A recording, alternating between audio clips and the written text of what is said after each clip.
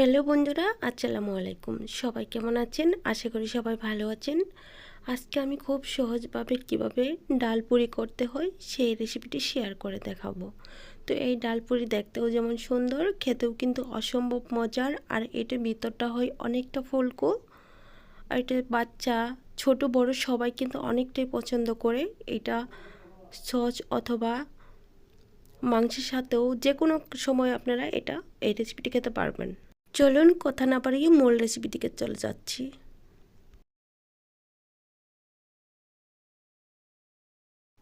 পুরির জন্য একটা ডো তৈরি করে নেব। আর ডোয়ের জন্য প্রথমে একটা বল নিয়েছি, আর এখানে নিয়েছি মেজারমেন্ট কাপে 2 কাপ ময়দা।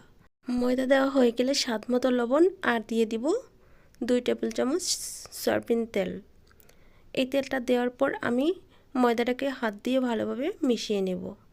এটা যত ভালোভাবে মিশানো যাবে রুটির ডোটা কিন্তু ততটাই সুন্দর হবে আর নরম হবে।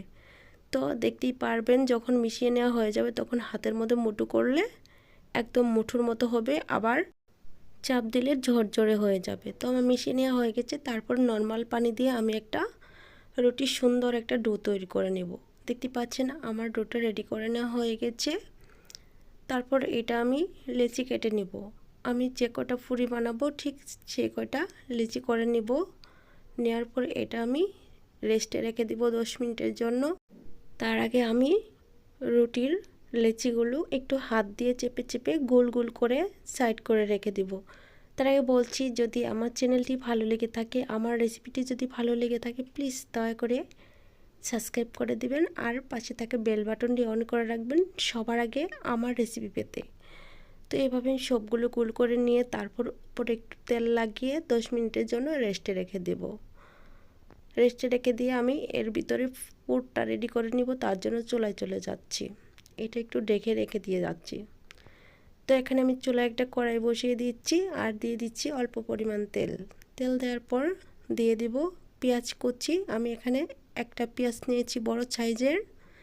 পেঁয়াজটা ভাজা হয়ে গেলে একটা বাদামি রঙের কালার আসার পর্যন্ত অপেক্ষা করতে হবে। আর এটা বাদামি রঙের কালার চলে এসেছে। তারপর আমি আগে থেকে সিদ্ধ করে রাখা ডালগুলো দিয়ে দিচ্ছি। দিয়ে তারপর কিছুক্ষণের জন্য নেড়েচেড়ে ভেজে নিব।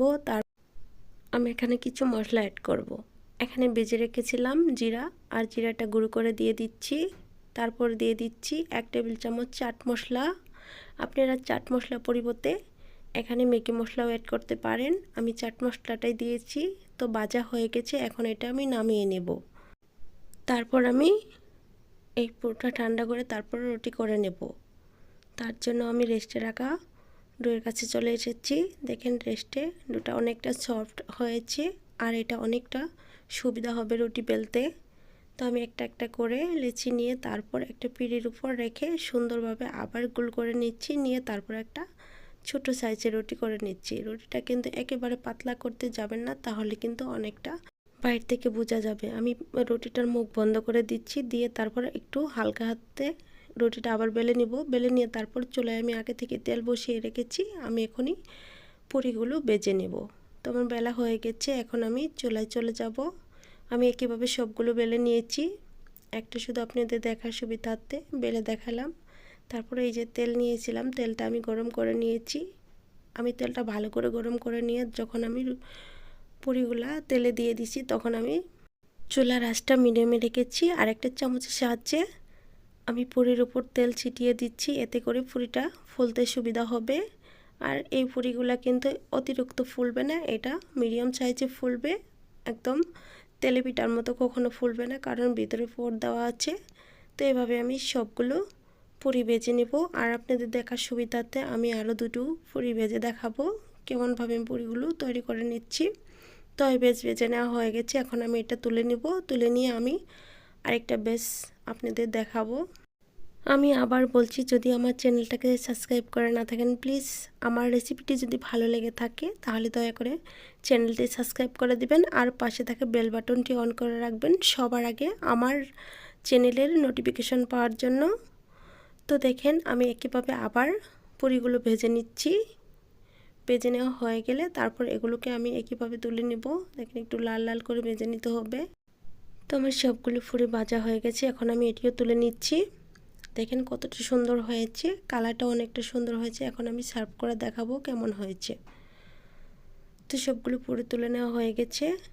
তারপর আমি একটা প্লেটে সবগুলো পুরি নিয়ে চলে আসছি। আর দেখতেই পাচ্ছেন পুরিগুলো একদম ফুচকার মতো গায়ে ছোটো ছোটো একটা বাবলস হয়েছে। আর দেখতেও যেমন সুন্দর, খেতেও কিন্তু অসম্ভব মজার। এই পুরিগুলো আপনারা বাচ্চা অথবা ছোটো বড়ো সবাইকে রেডি করে দিতে পারেন, অনেক মজা করে খাবে। সকাল বিকেল যে কোনো টাইমে এই পুরিগুলো খাওয়া যাবে। আপনারা চাইলে এটা বাচ্চাদের টিফিনেও রাখতে পারেন, তাহলে কিন্তু অনেকটা পছন্দ করবে। বাচ্চাদের টিফিনে দুটো পুরি আর একটু সস হলে কিন্তু অনেকটা সুবিধা হবে। তো এইভাবে আপনার বাড়িতে অবশ্যই ট্রাই করবেন আর আমাকে জানাবেন আমার রেসিপিটি কেমন হয়েছে। একটু হাত দিয়ে চেপে দেখাচ্ছি, দেখেন ভিতরে কিন্তু অনেকটা ফুলকো। এখন আমি একটু সস দিয়ে পরিবেশন করে দেখাবো। আর আমি যেই সসটা দিয়ে পরিবেশন করব এটা আমার হাতে তৈরি করা সস। চাইলে এই রেসিপিটিও দেখে নিতে পারেন। আমি এই ভিডিওর লিঙ্কে আমি টমেটো সস কীভাবে তৈরি করেছি আমি ডিসক্রিপশন বক্সে লিঙ্কটা দিয়ে দিব, আপনারা চাইলে দেখে নিতে পারেন। আর দেখেন পুরিটার ভিতরে কতটুকু ফুলকো হয়েছে। তো আমি আবার বলছি, আজকে আমার এই রেসিপিটি যদি ভালো লাগে থাকে প্লিজ দয়া করে আমার চ্যানেলটি সাবস্ক্রাইব করবেন আর পাশে থাকে বেল বাটনটি অন করে রাখবেন প্রতিদিনে নতুন নতুন ভিডিও পাওয়ার জন্য। তো আমি একটু খেয়ে নিচ্ছি, অনেকটা লোভ সামলাতে পারছি না। তো আমি আরেকটা পুরি ছিঁড়ে দেখাচ্ছি কেমন হয়েছে। সবগুলো পুরি সমানভাবে ফুলেছে। তো আজ এই পর্যন্তই, ভালো থাকবেন, সুস্থ থাকবেন এই বলে বিদায় নিচ্ছি। খুদা হাফেজ।